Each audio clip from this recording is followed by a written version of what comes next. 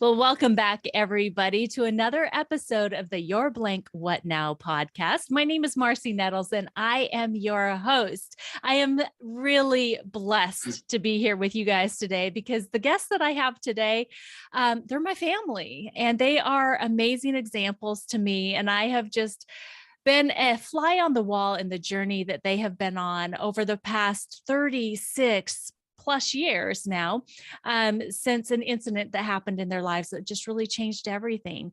So the title of today's show is going to be You're Living a Miracle. What now? And my special guest is LaNae Maughan. She is the mother of 4 amazing children who have been by her side to not only survive the challenges they faced, but grew to thrive in the journey of life. She started her career working alongside her husband, Dan, in their computer retail business. After Dan was critically injured in an auto pedestrian accident in 1986, he mentored LaNae until she was proficient enough to provide for the family. As a family, they have traveled far and wide, from the Alps in Switzerland to the ruins in Mexico, each time finding creative ways to ensure that Dan was able to enjoy the journey with them. Together, they have canoed rivers, kayaked in oceans, and climbed the Great Wall of China. They live by the motto that life can be good even when it's hard. And as a matter of fact, I was on YouTube last night and I saw you guys when you were in Philadelphia and you were going up those famous rocky steps, right? It was Cool. It was so amazing to watch and to see you guys do that together and to just see that there's not anything that has really been able to keep you guys down. So LaNae, thank you so much for being my special guest. And Dan, thank you so much for being here with us too. For still being here. He's here with us, so he's glad to chime in. I like to have him next to me, and gives me a little confidence and takes the butterflies away. So Yeah. Well, you know what? You've been together through so much, thick and thin.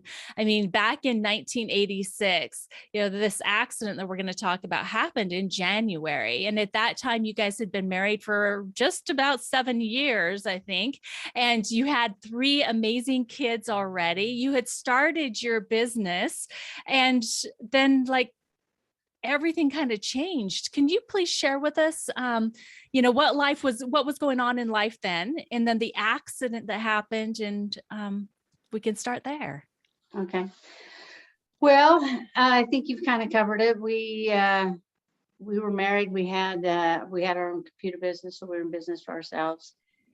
Dan was the primary driver of that business. I was involved with him, but he was the brains behind the operation, and he was always working. And I convinced him one day that he should come and take a break with the family and come up the canyon and go tubing. And so he did. He took a Saturday off, and we went up and had a great time with some youth in our community that we went tubing with, and took our kids and had a fun time.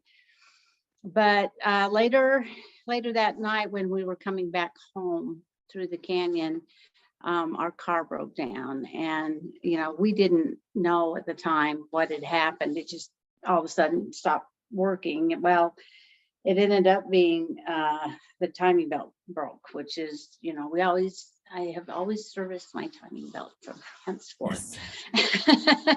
Every 80,000 miles. So anyway, so it broke down, and we had to leave it up the canyon, and we had to get another way to get down the canyon that night. And then basically it was on Monday morning, and it started to snow, and we're like, we got to get that. Dad's like, I got to get the car out of the canyon. And so he went back up and was able to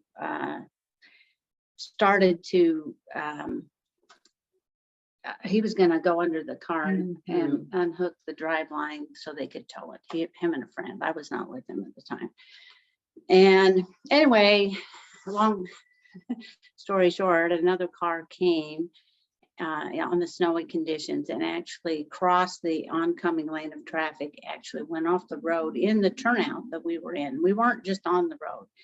We were in a little turnout, but at that moment in time, it came and slipped off, and Dan ended up running over Dan, and kind of left him there. They did stop; they didn't leave you there, but anyway, they.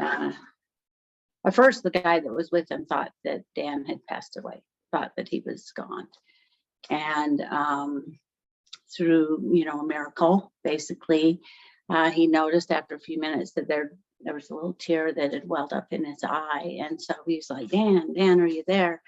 And then he started to respond, and so they said some prayers and basically said, just help him get to medical attention. And they radioed down and ultimately got the message to his wife that this had happened, and she was watching my children at the time. I was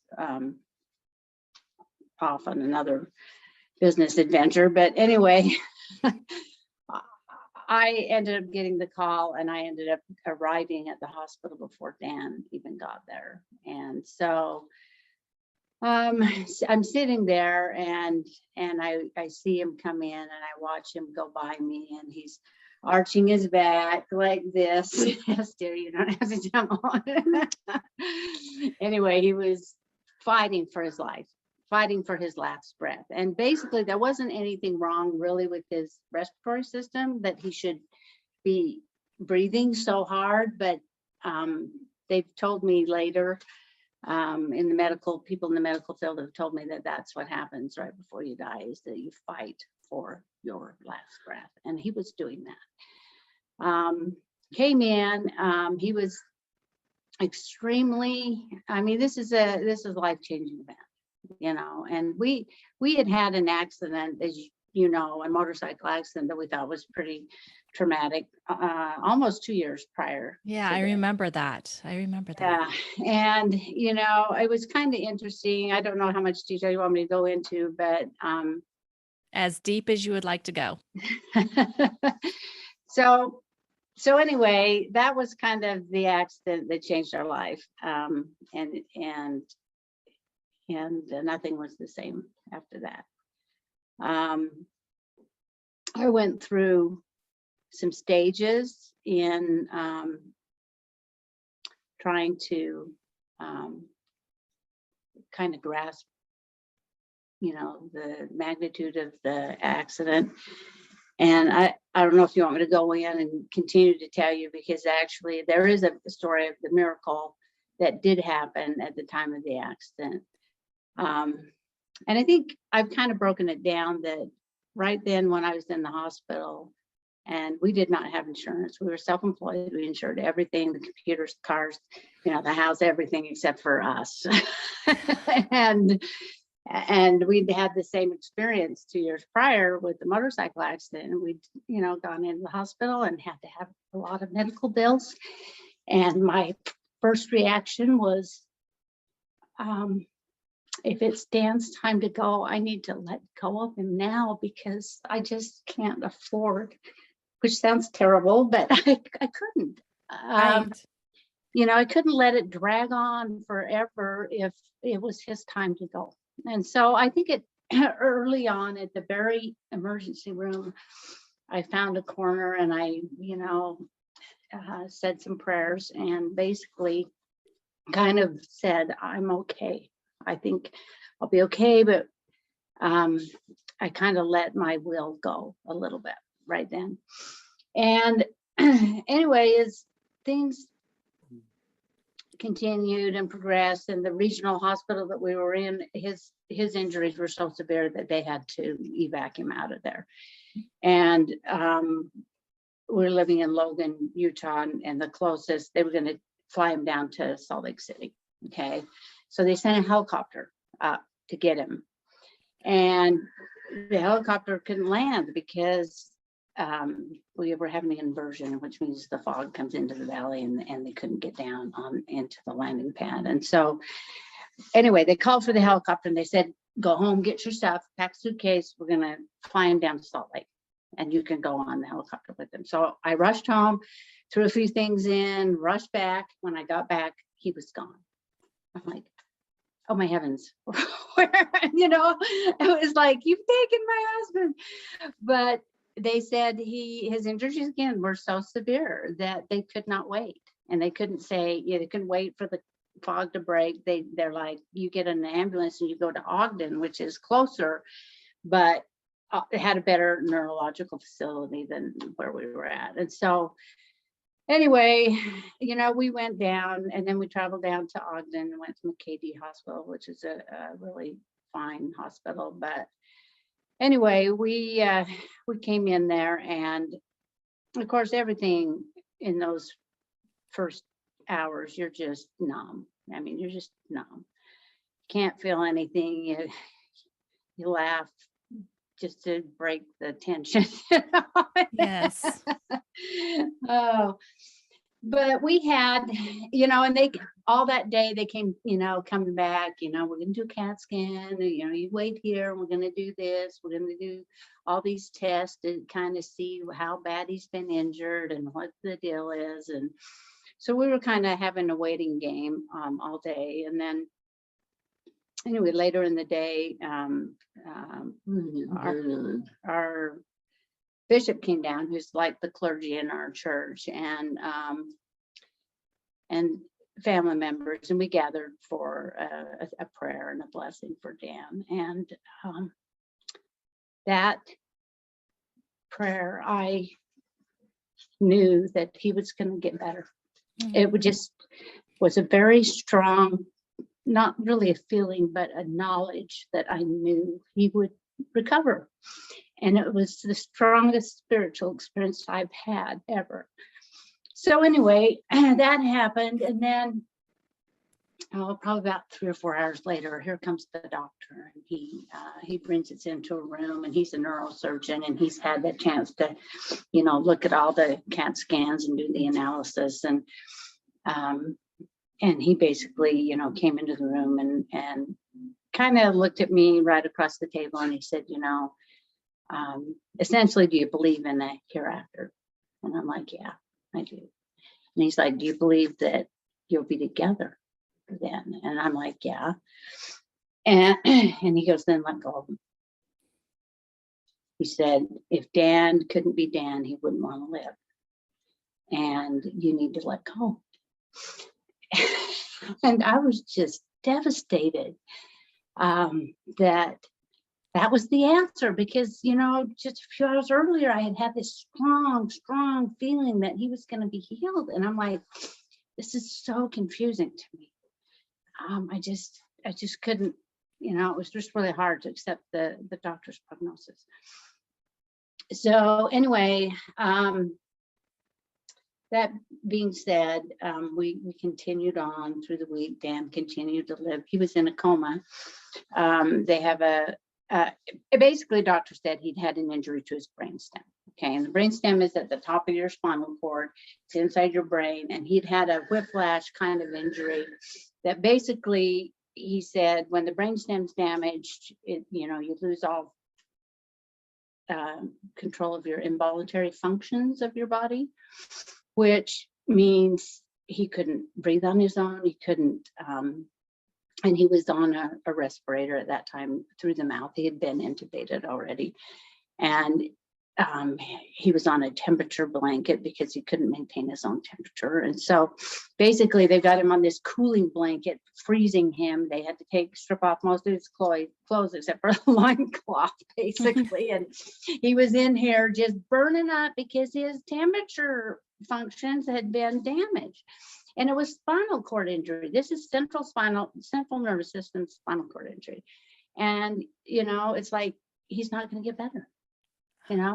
We don't heal from this. So, but anyway, a week passed, and he did not improve. He stayed about the same, coma score 3, coma score 4, which is like at a very low rate. You get from a 3 to a 15 in a coma. And if you're less than 3, you're dead. Okay. And so he was pretty bad off for a week, and there was no indication that he was going to make any improvement. And anyway, and then I had another conversation my bishop came down again, and we were mulling it over. And of course, he'd been searching for answers himself because, we'd all engaged in that same prayer, and had felt so strongly that he would be healed. And he'd been studying the story of Abraham and in the Bible. And he basically kind of talked to me about that and said, how hard it was for Abraham, that God had basically said, take your son, not just any son, let's take your only son. That you had waited forever for. Whom thou lovest, I think is the Yes. words in there. Yes. And take him to the mountain and sacrifice him. And, and how, sometimes the miracles that we ask for, actually, anyway, he basically said, I think you're strong enough, and I think you've got faith that you believe that he can be healed.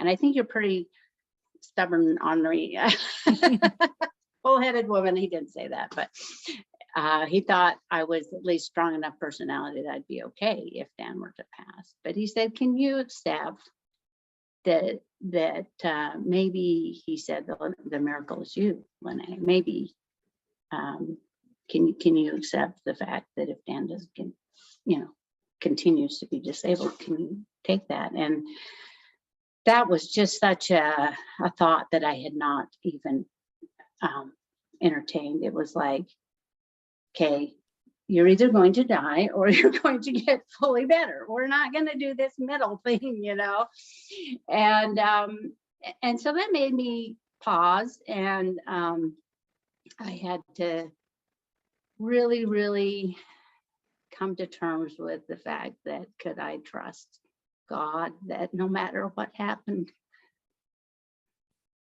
it would be okay. And it wasn't a hard decision to make, because I had felt lifted by angels' wings that whole week. And I knew that I was loved by this higher power, that I feel so insignificant, and yet I knew that my feelings mattered, and that whatever happened would be okay because I was loved. That's kind of where I ended up. And so I took a day to think that over, and then I said some prayers on the Tuesday morning, and I basically said, I'm ready, whatever is thy will, then I'm okay with it, but I need to know how to pray. I need to know what to ask for. And so anyway, that day, Mr. Dan here, I was visiting later that night. He opened his eyes for the first time. They came in, I left the room, and then all of a sudden the nurse comes running down the hall. Come back. He's opened his eyes. And, they come in and check his coma score, and they're like, Dan, open your eyes. And he actually opened them, and I think it's a test of visual, and I think it's an hearing, and then the response to pain. They actually poke him with something sharp and see if he, responds. So anyway, so that was kind of the amazing miracle where we stand back in awe and we just watch. Okay. And then after he opened his eyes, it wasn't like, okay, everything's better. It was like, we watched small little things, like his sweat glands started to work again, and you're like, and then pretty soon he didn't need the cooling blanket. And then, he could move one side. Well, first he opened his eyes and there was nobody there. And then, there was just a response, open your eyes and close them. But then he got to the point where he could blink, yes or no for answers. And I remember coming in once, and I was still trying to run a business for him because he was going to get better. Okay. I was just going to do this for a little bit. I was just going to run this business, and then he was going to come back and he's going to be better. And So I had to do something. I had to take some printer or something. I was delivering it to Salt Lake, and I came in and started talking to him about that. And he looked at me like, I have no idea what you're talking about. In his eyes, I can see that he's like confused, even though he can't talk because he's got a trach in at this point. He can't talk to me. And you know how involved he was in the business and how that was his life and how he was. And to have him look at me like, I have no clue what you're talking about, girl. I basically kind of scared me. And I'm like, do you know who I am? No. And he blinked his eyes once, like, yes. And I'm like, Okay, the important things here. Yes. Yay. So anyway, that was that's the main story of the accident. He went from a point of being completely paralyzed when he first came out of his coma to when we left the hospital 3 months later, he could walk with someone balancing him. You had to have a gait belt and help him balance, but he could move his legs and actually walk. Yes, you had knee problem back then. You've always had knee problems. Anyway. I remember very vaguely different things about the story that you're sharing because, 1986, I would have been turning 15 that year. And so I was still pretty young.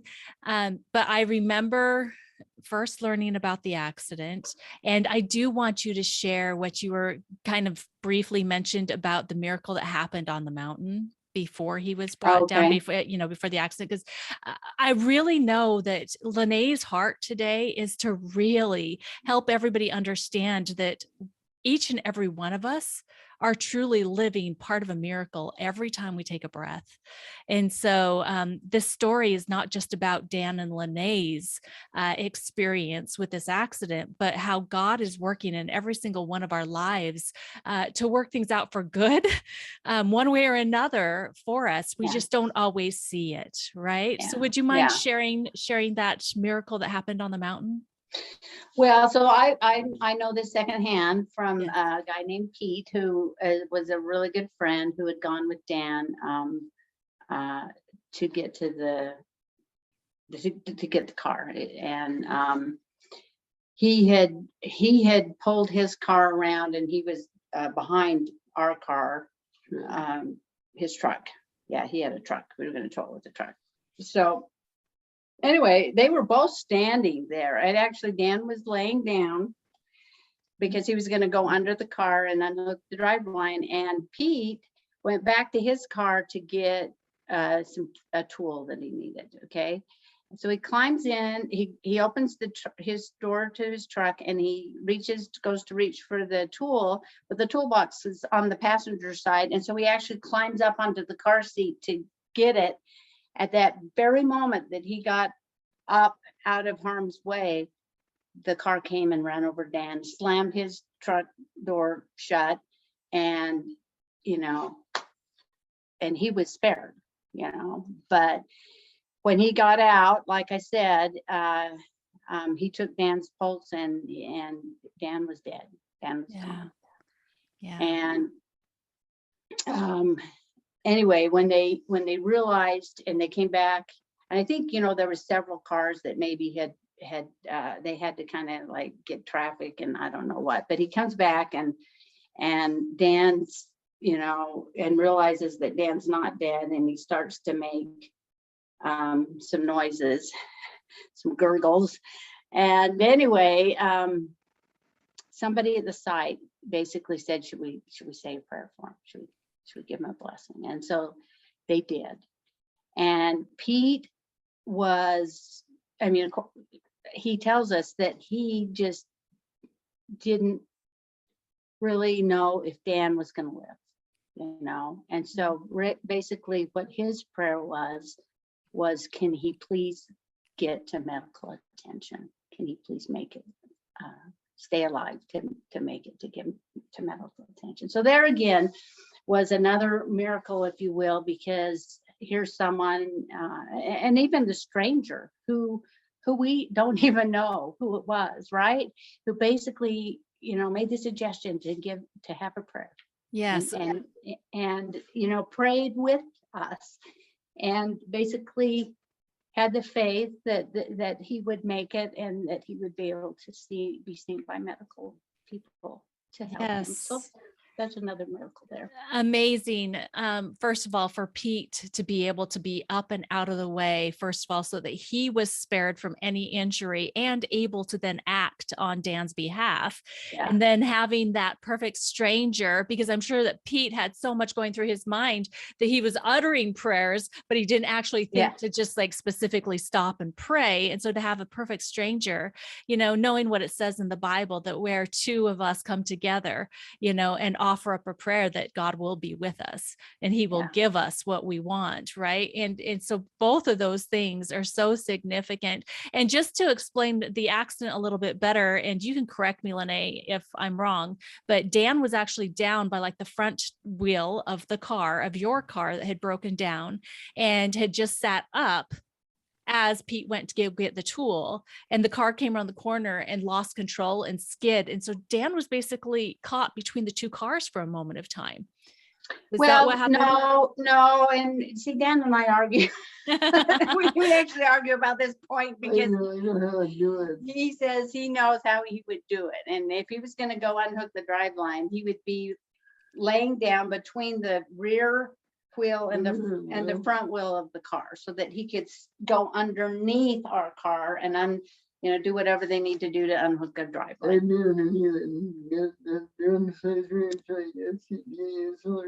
Okay, so he got the wrong size wrench, and he thinks that he went to get the right size, something of that nature. But from the nature of his injuries, he broke both of his shoulder blades. Okay, he had a big gash down the back side of his head. He had 6 broken ribs on one side. Okay, so here I'm envisioning he might have heard something and sat up a little bit, because it feels to me like the car hit him and broke his shoulder blades, and that it did run over him. Oh, wow. Okay. And that he broke his 6 ribs. And my brother actually saw the car that did it, and saw that or maybe it was Pete, I can't remember, but one of them had met the individual and had seen the damage to the car, and said that underneath side of the car was all banged up, and the only thing that it ran over was Dan. So. Wow. And so when I'm listening to that, I think that it was actually another one of God's miracles that you had grabbed the wrong tool, the wrong size wrench in the first place. Because if you had not, more than likely, Pete would have been standing next to you right there when the car came. Yeah. So every single step of the way, God's had his hand in this, including in the hospital. I remember coming to the hospital and visiting, and I remember the shunt that was coming up out of the top of your head, because you needed to have the inflammation on your brain, the swelling of your brain, to have space, right? Yeah, they had to put that, they put those shunts in because it's to relieve the pressure, so that the pressure doesn't damage the brain further. So they have to let the pressure out. And, that was one of the things that happened in the first week. Yeah. And so all of these things are happening, and yet you still have this tremendous faith. And I agree with that doctor. I agree 100% that you are fiery, and that you have everything that you needed from the beginning of this to be able to be the warrior that you have been for yourself, for Dan, and for your family. This whole journey, because it has not just, this has been 36 years now. LaNae, I can tell you from my heart and from my knower that Dan would not be alive if it was not for you. Mm-hmm. Now just remember that. Well, Dan has a very strong will and very strong faith on his own, and it's his desire to live is so very strong as well. So it's really a combination of both. But LaNae, if you would not have had the mindset throughout this whole thing that, first of all, you're not going to coddle Dan, you're going to enable him to be as strong as he possibly can, to be able to do as much healing as he can. Because if we don't allow him to do things, then he's never going to see that he can do it and want to do more. Yeah. Yeah. So can you share with us a little bit of what that's been like? I mean, from the beginning, I mean, you guys had a 2-story house. Yeah, yeah, we did. That was therapy. Go upstairs every night in the basement. Well, it's kind of interesting because I think it's a blessing in disguise that we don't know what's going to happen down the road, and that we just take it one day at a time. That's actually a blessing. We again, so after he started to heal, I had interpreted that as an answer that he would fully be healed, that he would, it would just be a matter of time. And I don't know if you want to talk about how I got angry about that. I actually do. I would love to hear the times that, you didn't just have this blind, pure, true faith, and that you maybe got a little bit angry, and how you handled that. Yeah. So that was before we had the 2-story house. So let's go back. I'm going to go back in time a little bit here. Okay. So I thought I was just going to hold it together for a while and, kind of keep the business running. In fact, I would travel back and forth from the hospital, and I would go back and work at the business during the day, and then I would come back to the hospital and stay at night. And it was, clearly just, pretty soon he's going to get some therapy and he's going to be out, and we're going to go back and the business will still be there and everything will be happy. And that didn't work. We ended up actually closing the business down as far as the physical, retail center that we were on, but we still had the business and we were running it out of our home after that until we reopened later. But anyway, that was even a miracle, okay? Because I was in a strip mall retail outlet, and we had signed a contract to be there for, I think, 3 years or something. And those contracts, they don't let people out of, and but it was a miracle that they saw the nature of Dan's injury, and they actually let us cancel our contract and be able to not have that financial obligation as well. So miracles, another miracle. So anyway, we come home and we're running the business, and I'm trying my best to step in. We have a salesman. My brother actually quit his, he was in an MBA program and he stopped, which was it was a big sacrifice. He had to write a thesis and do a whole bunch of extra work for that. But he came and helped us in our retail store. And so we kind of tried to keep life going on instead of falling completely apart. And after it was probably, I don't know, it seems like maybe 7-8 months, it could have been a year, I basically had a breakdown of sorts one day where I just melted down. And I don't remember why I melted down, but I remember going out, running out the door because I didn't want my kids to see.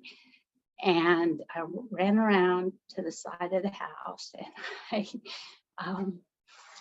shook my fist at the heavens and I paced back and forth, and I was angry that he had not been healed. And it was a you promised, why is he not better? Here I'd prayed, and then you answered and you said, yeah, he's going to be healed, and then he's not better. And so that was my anger. My anger was, why hasn't it happened yet? And after I vented and I kind of came to myself, I kind of got the feeling this was kind of the answer, was like, I've done my part. Now you do yours. It's like, fine.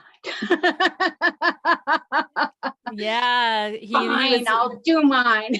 that reminder that you said that you would be okay and that you would, yeah. Exactly. So we have we all have moments when we can't deal with it, and that's not the only meltdown that I've had, but that was an example of one that I did have. And I am very thankful in the fact that this guy here, when I do get very frustrated, is a really good sounding board, and he has probably helped save me and my sanity. Anyway, so but I think we were talking about the two-story home or something. I can't remember about. Well, I can't remember where we were going before that. we're just talking about how you had this uncanny ability to push Dan to do more than what he may have thought he could do, but that he always accepted your challenge because you weren't going to just like coddle him. You weren't going to just make everything easy because you wanted him to be the best he could be and to heal as much as his body could heal. So can you share some of those experiences, like the ups and downs of the stairs and, Yeah. not saying no to something because your husband had a disability, but saying yes because you knew that with the challenge, he could do it. Well, and we are very fortunate. I will say that there are people with Dan's disability is kind of, if he goes in for analysis, they would categorize him in the quadriplegia zone.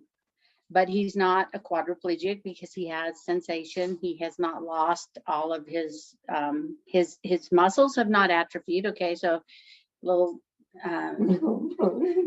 not too much. So anyway, his apparently the tone for the muscles comes from the spinal cord. Okay, and then the central nervous system gives us the ability to control that. And Dan's injury is such that he has kind of a weak signal from the central nervous system. And because of the damage in the brain stem, it's kind of like, I was a five lane highway and now I'm a little cow trail for a little while. And then I come back up to a 5 lane, and so it's got this weak signal and he has slowness of movement, but can he walk? Yes, he can. Can he, go upstairs? Yes, it takes him a while, but yes, he can. And so, and we always were hopeful that that would continue to improve and that at some point in time that he would kind of have a normal gait and that he would, be able to speak and do those things that kind of are nice. But, and so when we bought the home, he only had to go up once a day. It was like at night and in the morning. So it wasn't like I'm really mean. I'm just not at all. No, and it was his choice too. So, and we love the home, and of course we love the home because it had really awesome closets in the master bedroom. Which agreed. A woman's dream. Okay, yes, so agreed. He went along with that, and but we also, figuring out how to ride a bike, for example, is another example of something that we wanted to do. And we did different things. I mean, we tried to ride a tandem bike, and that was another adventure right there. We got him, a neighbor had made a 4-wheel contraption of a bike, and we rode it, and he rode it down to the ballpark because we were watching our kids play ball. And then on the way home, he didn't want to ride that one because it was kind of like a jalopy, and it was hard to turn for him. He wanted to ride on a real bike. So I helped him. So he did. I heard that, Dan. and he was doing just fine. He got him going, and then I ran back to get the jalopy, and he slowed down to wait for me. Well, that was the mistake. When he slowed down, his front tire started to wobble, and all of a sudden he toppled. Yeah, and he broke the ball of his, not your hip bone, but the ball that goes up inside him. Yeah. So Oh, that was a problem, but we kept going and we figured out a bike that would work for him, and he now has a recumbent bike, and we pedaled. The last big one was 100-miler that we did on the Padres pedal, and so here's a guy who wouldn't give up, and yet we kept looking, and even the first bike, it didn't match his ability. So the guy that was working with us like changed the handlebars, and then he changed the seats, and I mean we just kind of kept working at it until we got it to the point where it was what he could use. And yes. I think that you've also been blessed with a lot of really good people that have come into your lives oh, that have absolutely. helped you adapt and learn better ways Yeah. along the way. I think that's awesome. And we've been talking a lot about miracles. And so you knew that I had to bring up the miracle baby. I mean, was this sweet fourth child of yours, was she planned, or was this just another gift that God just was giving you, this kiss of love that he just loves you both so very much that he wanted you to have this fourth amazing child in your lives after the Well, accident? yeah, that's right. So she was definitely a blessing from heaven, because we were not planning to have any more children. I just was like, it's just not in the books. We are not going to have more kids. I have enough on my plate. I can't handle another child. And so that's kind of a funny story. You want me to Yes, share the fun. do we I have mean, time? you know, Well, anyway, we still had our computer business at the time, and so we were affiliated with a company, with Computerland company in the next town over, and so we would go over and we would get pick up the computer brands that we didn't sell on our own. And so we went over. It was right before Christmas. I remember, because we had a big load that we had to bring back, and we got the kids, sent the kids over to neighbors, and we went because we needed all the room in the car that we could get to load all this stuff and bring it back. And so we get over there and we load it all up, and start to head out the door to come back. And by then it's nightfall, and we were, just so you know, we had really cash flow problems with our business. It was really, really a struggle for us financially. And one of my headlights had been out, but I hadn't financially had the means to get it fixed. Well, we come out of this store ready to go home, turn on the car, and the other light was out. It was gone. I was like, oh, what next, right? And so we tried to find a way to get it fixed, and every place was closed by then. And so anyway, we ended up having to call our friends and saying, can you keep the kids for the night? And we went and got a hotel. And of course, Dan always feels like he needs to get his value out of a good hotel stay.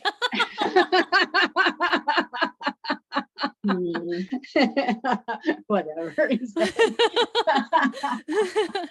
So there you have it. If you must I was pregnant. Well, you know what? It sounds like that light going out, that headlight going out, was working in your favor, Dan. And you know what? We have such a loving Father in heaven that he knows what gifts he has, and how he can walk through anything with us. So, and I have to tell you, that little girl has become one of my favorite human beings. She is amazing. And just seeing the things, I mean, seeing you guys going up hills with Dan on her back, or on yours, LaNae, you know, when or any of my children. And even now my son-in-laws help too. So it's a family affair. I will say though that was a turning point. Okay. So here again, you know, we have God watching over us, and in ways that we don't know, right? Because we were headstrong going down this business path. It wasn't making us any money, but we were still going to do it. Well, I'm pregnant, and I'm like, I'm not doing the business, honey. I'm going to go get a real job, right? And if you understand the miracle of me even being qualified to go get a real job, because Dan, I became the hands and the voice on the phone and the hands that fixed the computers after, and put all of it together after the accident. And so we ran that business for about 5 years. Angie was, anyway. It's okay. It's okay. I can. So LaNae, I can edit that out. It's okay. So just keep going. Okay. So anyway, this was a turning point that basically made me make a career choice and helped me to get out of this self-employment into a career with the skill set that I've learned from Dan being able to teach me and mentor me. I have a bachelor's degree in nutrition. Okay. I can tell you how to eat healthy while you work on your computer. It's a good skill to have. Yeah. So anyway, I've had a great career. I've been able to go to work for some technology companies, and I've been able to have a broad skill set of technical skills that I've gained in my career, and I've been able to provide for my family in a way that I would never have ever been able to have provided with our own business. And so you think, wow, this having this baby was a miracle. Well, it was a miracle more in addition to having another child, which is a blessing, but it was also a turning point that forced our hand to make some decisions to do things differently. And sometimes we don't realize that. I think, we think we know what we need and we've got it all figured out, and the reality of it is that we probably don't. And we have this loving Heavenly Father that helps us even when we can't see what we need on our own. Yeah, well, and he can especially help us when we're willing to move forward, even if we fall down and have difficulties and don't know what we're doing, if we're willing to get back up. And Yeah. that has been such a great example that you guys have given to so many. So can you tell us what type of lessons you guys have learned as you've navigated this journey of your life? And this way of loving each other that you guys have is so special. And I think it's an amazing love that you have. What have you guys learned? And what did he just say? No, he didn't say anything. We're just smiling at each other. Okay. I think the thing that I learned, and I think that we both learned, is well, there's a few things, but one of them is that a soul has great value. And I am in love with Dan's soul. Yes. And in fact, after the accident, I'm even more in love with him because I see the man that he is that I probably didn't see before. The guy who smiles even when it's so hard to do everything, right? And we see sometimes I see stories in the world. I've seen a couple movies that just make me angry, okay, about people who lose their ability and their life is over. It's like, oh, you can't walk, so you have no value. And that is so not true. So one of the things I've learned is that a soul has great value, and a person who can't walk and a person who can't talk can still contribute to the lives of others. And I have seen over time, kind of in retrospect, I see God's wisdom in maybe not healing Dan. I see that Dan is an inspiration to people in a way that he could never be if he had all his abilities. And we're okay with the way that Dan is today. We're okay with that. So, and I think God knew that Dan had the personality that he would persevere and he would be smile and he would be happy no matter what. So it's all good, and so, I mean, that's one thing that I learned. The other thing I think I've learned is that we need to work around our limitations. Okay. And you look at us and people see us, and our limitations, if you will, are very visible to the outside world. People can see that Dan can't walk and that he can't talk. But we all have limitations. We all have things that that stop us from being our full potential, and some of them are hidden and some of them are visible. But the key is not to let our limitations stop us and to keep moving forward. And I think that's the one thing that we've been able to do is, like, we can't hit a roadblock. Oh gee, there's stairs, we can't go down the subway. Okay, well, get on my back, let's go. That's what you do when you have limitations. You just find ways to work around your weaknesses. So good. That is so good. And I love that the life that you're living has been truly a bunch of miracles strung together. And as you've gotten better at identifying them, the more appreciation and the more impact you've been able to make on the people's lives around you. Right now, I know for a fact that there's lots of people that are praying for miracles.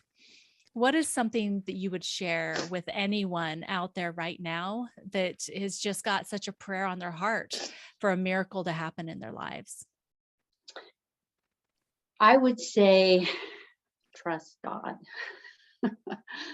I would say trust the outcome. There's so, and I think it goes back to the fact that sometimes we think we're smart and that we got it all figured out. And if God doesn't work it out the way that we've got it planned, then God is not there and God does not care. And that is still false. And as we put our trust in the outcome that will come, no matter what it is, and we get up one more day and we say, we're just going to get up one more day and we're going to do our best. Okay. And let's let all the chips fall where they may and just go with that.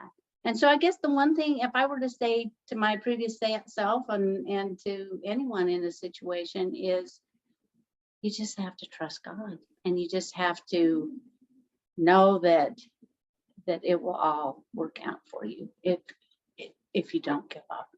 Yes. So have hope. So God is always working things out for his best good for us. It just may not fall in line with our expectations. So trust the outcome. Yeah. That is so good. That is so good. So I know that you have been working on a book, and I'm going to kind of put you on the line here a little bit. Is there anything that you can share with us about that book, and when do you expect it to come out? Oh, the old deadline. I know. Oh, yes. Okay. Well, the book's gone through many. I actually have a book. Okay. I could probably publish a book today. I have enough words and pages to do it. I had it professionally edited for the content. And I think the part that was missing was probably what you're drawing out of me a little bit today here, Marcy, is really what I have learned and how this whole experience has changed us. Because I think the first pass at writing the book was just, this is what happened, but maybe not, this is how I changed because of what happened. And so I've gone back and I'm trying to add that. It's not easy because you have to go back in time. You have to fill all that stuff and you have to, and so it's taking me some time. So, and I think the book is going to go live when I feel it's good to go live, but we could set a date. We could say, let's target our anniversary this year. Okay. The book is going to be called I Love You, Whatever, right? I love you forever. I love you, whatever. Whatever life may bring. So that's going to be the title of it.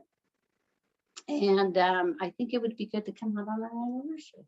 And that date is August 3rd. I think that would be an amazing target date. I think that would be so amazing. And as you're talking about what you felt like was missing in your book, and we've had some conversations around this and just feeling and you sharing what it actually felt like to be in that, but also coming from the mindset of how can what I felt help someone else get through. Yeah. I think that because that's one of the things you asked me when we were talking about this episode is just like, what do we want the audience to get from this? What do you want your readers to get from your book? Well, and I think what we want is we want them to have hope. Yes. Have hope that even, and I go back to even, life can be good even when it's hard. That's a phrase that I think we live by. We had the chance to contribute to a couple other. I actually have 2 published chapters in a couple other books. One is The Road Ahead by Jane Seymour. I was asked by my editor to actually contribute to that after she kind of knew our story, and so I have a chapter in that book, and then I also have a chapter in a book by Jack Canfield called Success Breakthroughs, and that one is called Hard Gets Easier. And I actually have a website called Hard Gets Easier that people can go to that I'm going to add a little section on there that if you have an interest to follow us and to be notified when the book comes out, now that we know it's coming out on August 3rd, but anyway. Right. I'm so glad I could help you with that date. So anyway, so I think they could go there. We're also on Facebook as a couple, Dan, LaNae Maughan, on Facebook. And, I think what we would really like is just for people to share your podcast and to sign up and follow us so that we know, and maybe kick a message out there to us every now and again saying, hey, I'm waiting on you. Please, if you think this story is of value, kind of encourage me. I could always use encouragement. And so that would be my ask, is go ahead and share our story, and come and just click on I'm interested or I want to follow. And that would really help us to know that maybe we can make a difference in someone else's life, because that's what we want to do. Yes, that's so awesome. I know that you've made a difference in my life, just in your example, in your love. I mean, both of you. When I think of you, my heart just swells. And I love both of your souls too. So not the same way you love Dan's soul, but you know what I mean. Yeah. But, Yeah. but okay, so hardgetseasier.com. Yep. Okay, awesome. We want to make sure that Yeah. everybody knows where to go to really connect with both of you. And then Dan and LaNae Maughan on Facebook.